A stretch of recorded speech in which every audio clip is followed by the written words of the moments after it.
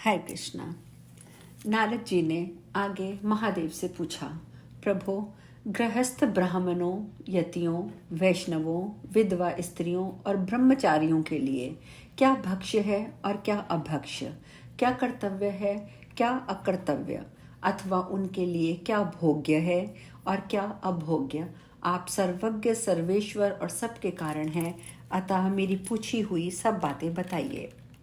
महादेव जी ने कहा, मुने, कोई तपस्वी ब्राह्मण चिरकाल तक मौन रहकर बिना आहार के ही रहता है, कोई वायु पीकर रहता है और कोई फलाहारी होता है।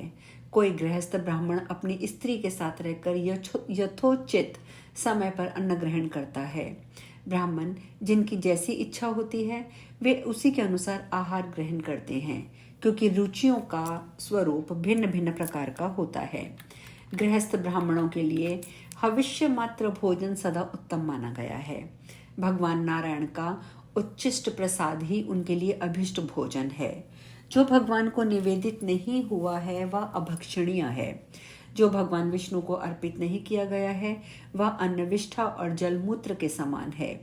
एकादशी के दिन सब प्रकार का अन्न, जल, मल मूत्र के तुल्य कहा गया है। जो ब्राह्मण एकादशी के दिन स्वेच्छा से अन्न खाता है वह पाप खाता है, इसमें संशय नहीं है। नारद, एकादशी का दिन प्राप्त होने पर गृहस्थ ब्राह्मणों को कदापि अन्न नहीं खाना चाहिए, कदापि नहीं खाना चाहिए। जन्माष्टमी के दिन, रामनवमी के दिन, शिवरात्रि के दिन जो अन्न खाता है वह भी दूने पातक का भागी होता है। जो सर्वथा उपवास करने में समर्थ ना हो वह फल, मूल और जल ग्रहण करे, अन्यथा उपवास के कारण शरीर नष्ट हो जाने पर मनुष्य आत्महत्या के पाप का भागी होता है। जो व्रत के दिन एक बार हविष्यान्न खाता अथवा भगवान विष्णु के नैवेद्य मात्र का भक्षण करता है उसे अन्न खाने का पाप नहीं लगता, वह उपवास का पूरा फल प्राप्त कर लेता है। नारद, गृहस्थ, शैव, शाक्त, विशेषतः वैष्णव, यति, ब्रह्मचारियों के लिए ये बात बताई गई है। जो वैष्णव पुरुष नित्य भगवान श्री कृष्ण के नैवेद्य का भोजन करता है वह जीवंत मुक्त हो प्रतिदिन 100 उपवासों का व्रत कर लेता है। संपूर्ण देवता और तीर्थ उसके अंगों का स्पर्श चाहते हैं। उसके साथ वार्तालाप तथा उसका दर्शन समस्त पापों का नाश करने वाला है। यतियों, विधवाओं और ब्रह्मचारियों के लिए तांबूल भक्षण निषिद्ध है। नारद, समस्त ब्राह्मणों के लिए जो अभक्ष्य है उसका वर्णन सुनो। तांबे के पात्र में दूध पीना, जूठे बर्तन या अन्न में घी लेकर खाना तथा नमक के साथ दूध पीना तत्काल गौ मांस भक्षण के समान माना गया है।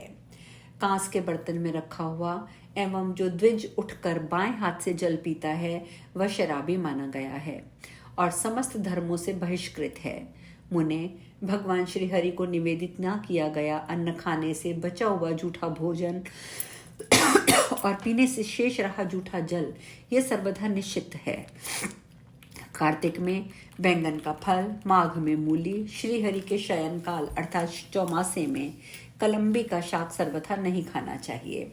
सफेद ताड़, मसूर और मछली ये सभी ब्राह्मणों के लिए समस्त देशों में त्याज्य है।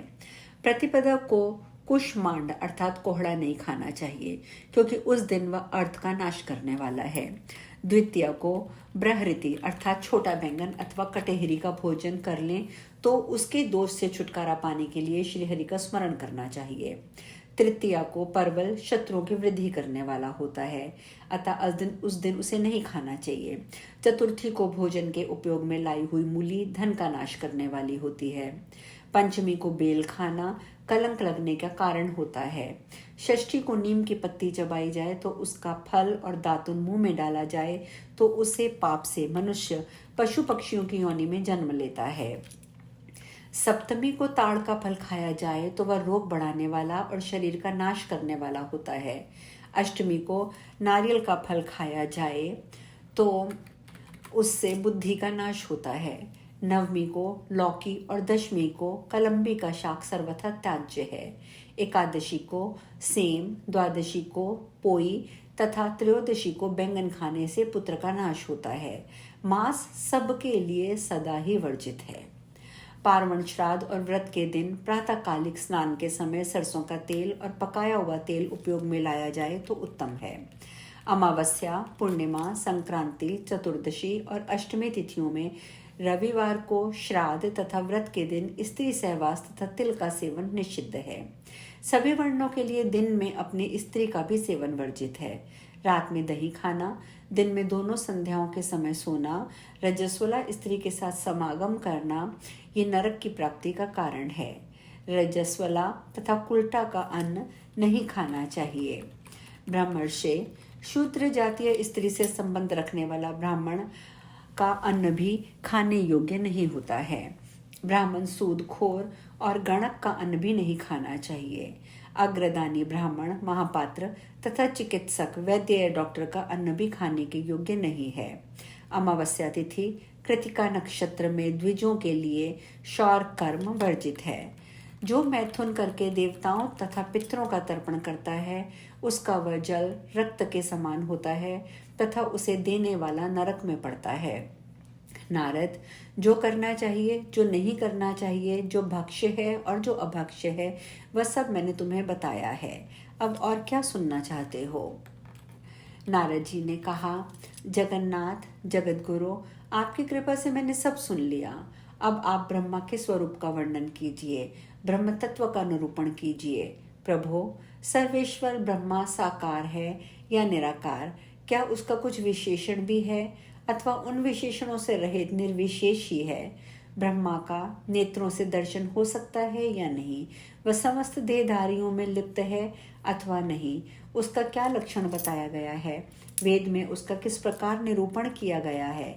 क्या प्रकृति ब्रह्मा के अतिरिक्त और ब्रह्म स्वरूपिणी ही है? श्रुति में प्रकृति का सारभूत लक्षण किस प्रकार है? नारद जी की ये बात सुनकर भगवान पंचमुख महादेव ठठाहा कर हंस पड़े।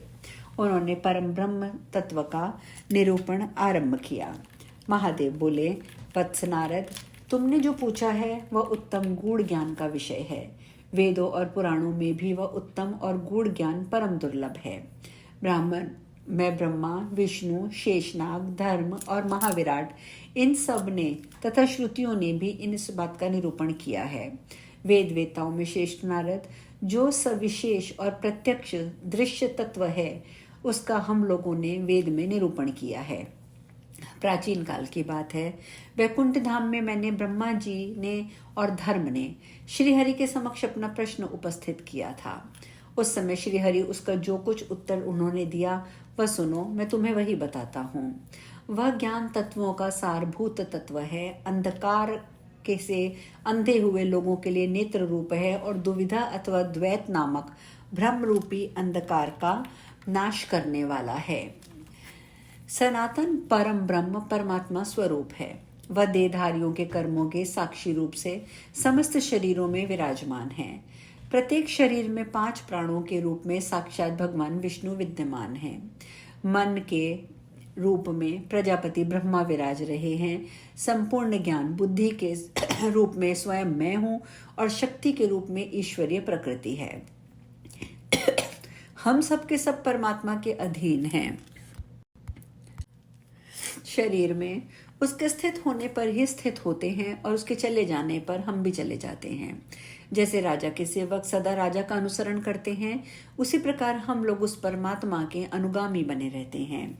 जीव परमात्मा का प्रतिबिंब है, वही कर्मों के फल का उपभोग करता है।